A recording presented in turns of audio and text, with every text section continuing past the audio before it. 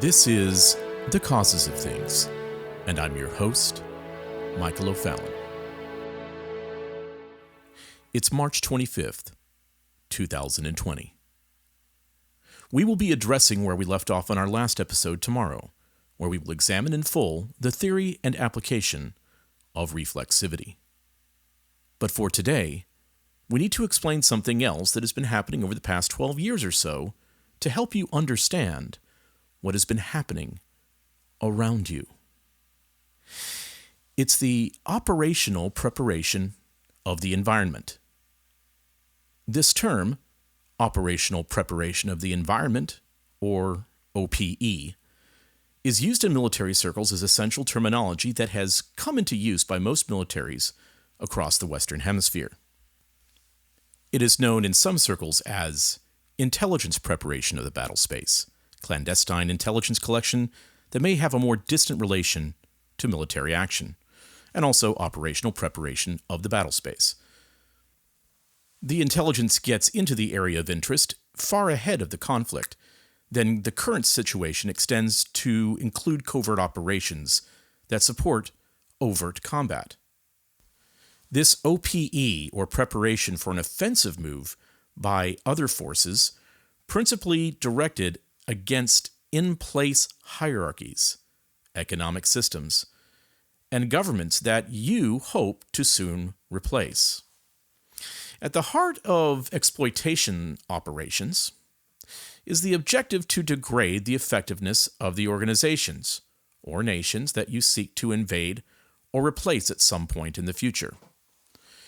Traditionally, and no doubt the term has been overused in the military almost to the point where it loses its meaning, but OPE, operational preparation of the environment, is done effectively in this way.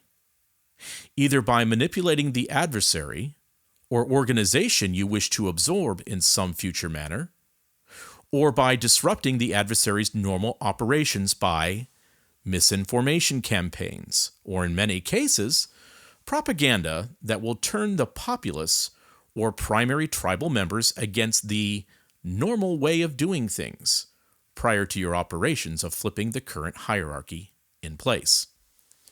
This can be an effective methodology if utilized with an insurrection move that effectively renders a nation, a people, a tribe, or a unified organization in such a way that you divide, fracture, or turn that organization in against itself.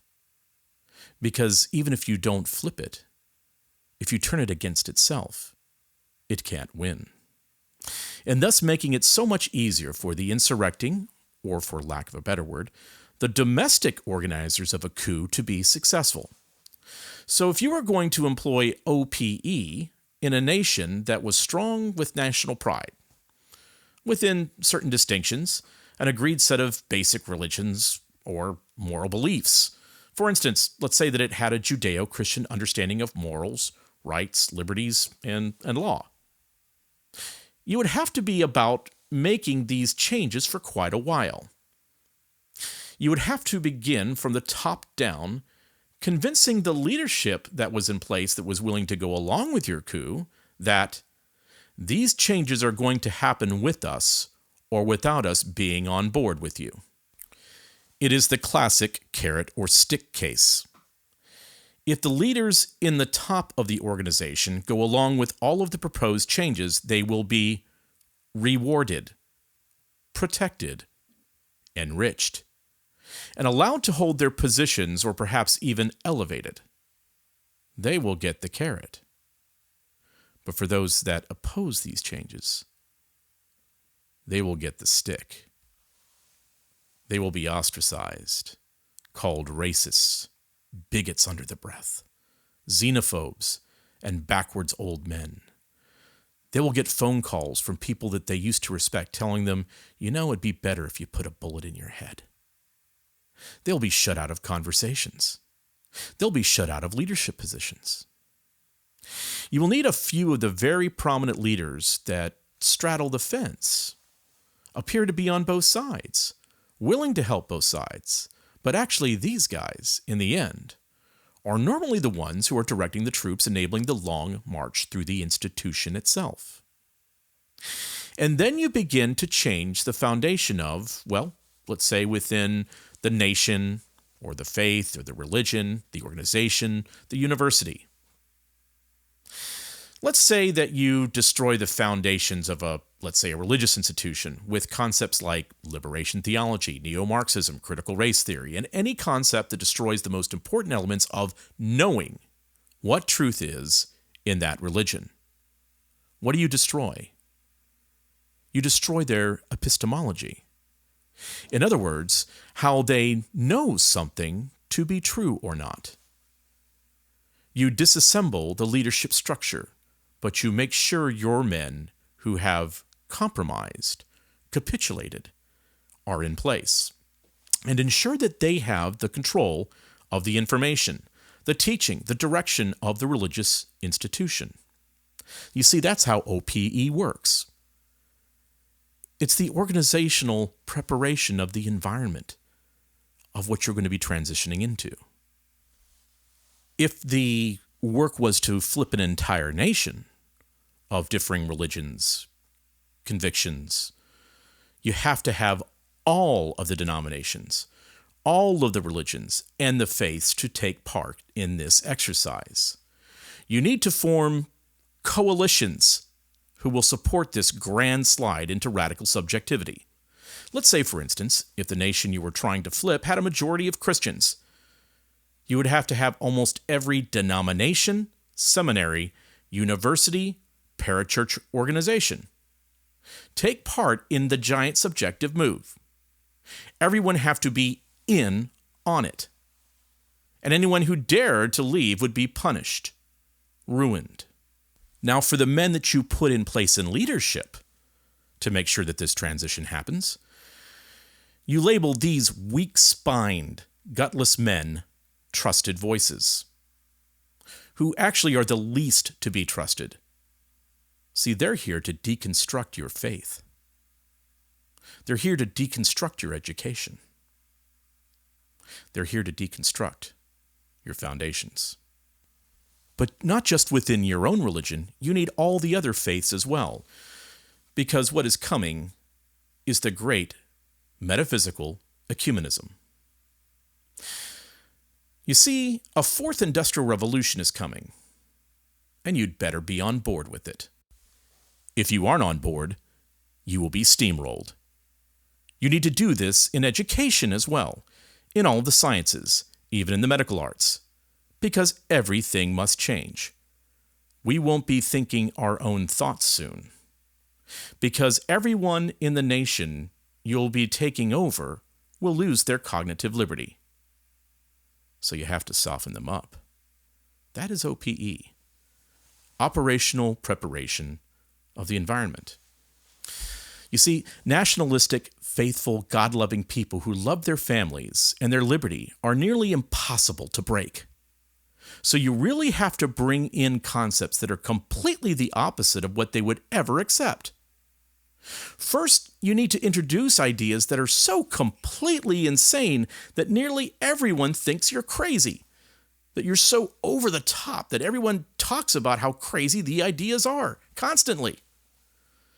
You see, that is how you start to get people to think out of the box, out of their current parameters.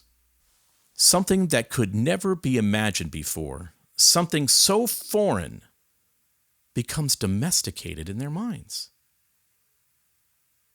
So you introduce things like, well, things that seem absolutely crazy at first, like a Green New Deal. And within that Green New Deal, you start pushing for the end of flight travel, the end of all fossil fuels. You see, because with fossil fuels, you can operate without connectivity. You limit health care for the elderly. And all of those ideas seem insane for a while. But then, just like the monsters of our youths, they become our pets. They become familiar, almost considered, but not yet. See, this is the operational preparation of the environment. Or, let's say you create a concept like, let's say, an extinction rebellion that basically operates a doomsday cult. Literally like an apocalyptic end times organization warning of the end of days for everyone, all people everywhere. You prepare their minds for this. Many younger generations join in and take over entire cities across the globe that are completely shut down for extinction rebellion, warning everyone of the doom to come if they don't eliminate the concept of family and childbearing, demand biodiversity, end the consumption of meat, end capitalism and demand equity for all, except for the elites, that is. And if they refuse, if they push back, then you say, "How dare you?" And once again, these ideas seem crazy to most, absolutely insane. But maybe it'll get your face on the front of Time magazine. You see, you start the conversation. You start to bring the insanity to the point of being possible and even considered. It is the operational preparation of the environment, OPE. You have to prepare a population for their new overlords. Otherwise, you will have instant rebellion and resistance. But all of this is not enough. Not for a strong people, a strong nation. Now you need, if you are the invading force, after the OPP, you know what you need?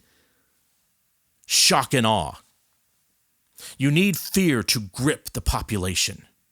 Fear that will cause them to do things and consider things that they would have never have thought of before. They must be gripped in fear. And you must cover the airwaves with fear. Have fear in every commercial. Have fear in every push notification to their phone, and it will reflexively take over this cloud of fear. And not that the fear isn't real. Whatever your weapon that you're using for shock and awe, it is dangerous. Deadly, as a matter of fact. But maybe not nearly as serious as you want them to think it is. Because the fear will eventually, reflexively, take over. And then it will be a virtuous thing to try and save your family from what they fear. Because everywhere about them, they will have reasons to fear. All of a sudden, through OPE, operational preparation of the environment, they will see things and experience things that they've never experienced before. And remember, to make a full change in something that you've done habitually takes about 6 weeks, by the way. That's what people have been saying for years in terms of taking a new exercise regimen, a new diet. If you can do it for 6 weeks, you got it. But all of a sudden, these people are seeing long lines for the grocery store. They can't get things that are just normative. They can't get toilet paper. They can't get meats. They can't get vegetables or fruits. They can't get eggs. They can't even get water. So fear starts to grip. Maybe this is what it was like living in a socialist country. Well, I've managed long enough here. And once they put up with that long enough, it will be suggested that it is a godly thing to turn over their liberty. It will be a virtuous act, you see, to trample upon all of the bodies and blood of the men and women who died for their right to be in the land of the free and the home of the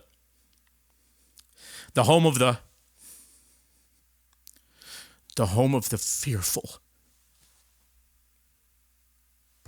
And they will, with one pitch and toss, throw the sacrifices of millions of lives that were sacrificed for their future onto the waste heap of history. You see, because someone had prepared them for a day like this, and now all the false dichotomies will be coming. You know those religious leaders who were part of the operational preparation of the environment? You know the ones that preached equity, socialism, critical race theory, even now they are denying it, and sought to divide the body of Christianity and religions through intersectionality. You know what they're going to do? You think they'll be telling folks to be strong, trust God, be wise, and carry on for the good of the nation? No. They will continue to stoke more and more fear, create false dichotomies, demonize those that want to have control of their future, of their lives. And their decisions will end up costing more lives than the fear that they have ushered in.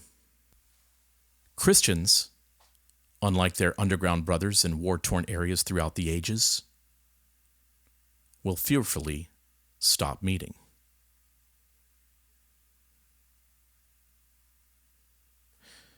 As you've prepared through operational preparation of the environment, this land,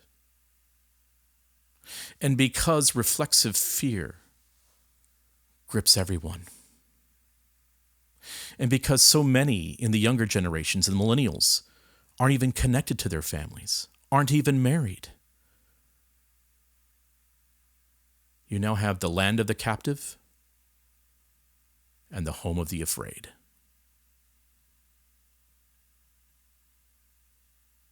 But that doesn't need to be the future. The future that surrenders to the globalists that would have our liberties and opportunities enslaved.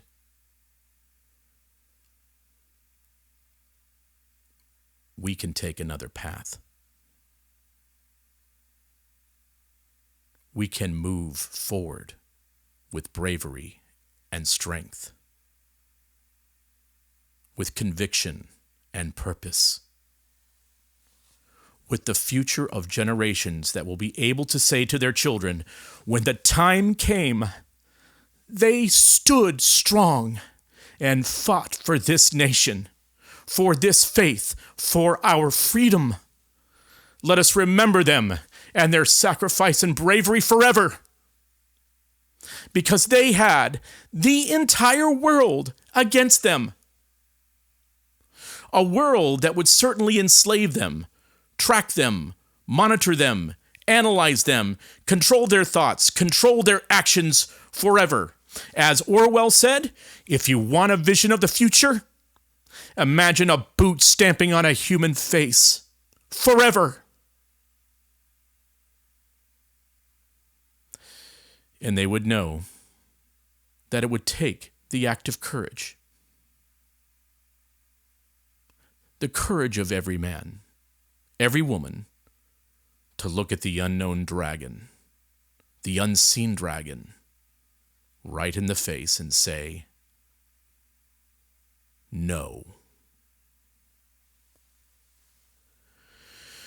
Your suggestions are nice, and we will need to be careful.